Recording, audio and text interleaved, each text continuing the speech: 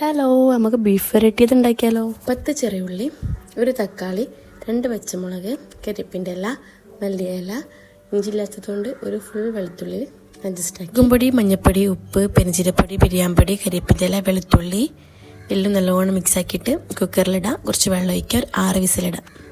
ഒരു ചട്ടി വെക്കാം, കുറച്ച് വെളിച്ചെണ്ണ ഒഴിക്കുക, ഉലുവ ഇടാം, വെളുത്തുള്ളി ഇടാം, ഒന്ന് മിക്സ് ആക്കി കൊടുക്കാം. പിന്നെ കരിയേപ്പിൻ്റെ ഇലയും പച്ചമുളക് ഇടാം. എന്നിട്ട് അതിൻ്റെ പച്ചമണം മാറിയാൽ ഉള്ളി ഇട്ട് കൊടുക്കാം. കുറച്ച് ഉപ്പിട്ട് എടുത്തിട്ട് ഉള്ളി നല്ലോണം വാട്ടിയെടുക്കുക. കരിയേപ്പിൻ്റെ ഇല ഇടുക, പിന്നെ തക്കാളി ഇട്ട് നല്ലോണം മിക്സ് ആക്കുക.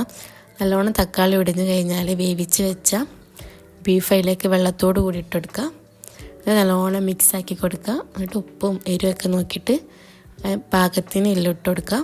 ഒന്ന് മൂടി വെച്ചിട്ട് ബീഫ് ഒന്ന് സെറ്റ് ആവാനുണ്ട്. എന്നിട്ട് മല്ലിയില ഇട്ട് കൊടുക്കുക. എരിവ് ഉപ്പൊക്കെ പാകത്തിന് ഉണ്ടോ എന്ന് നോക്കുക.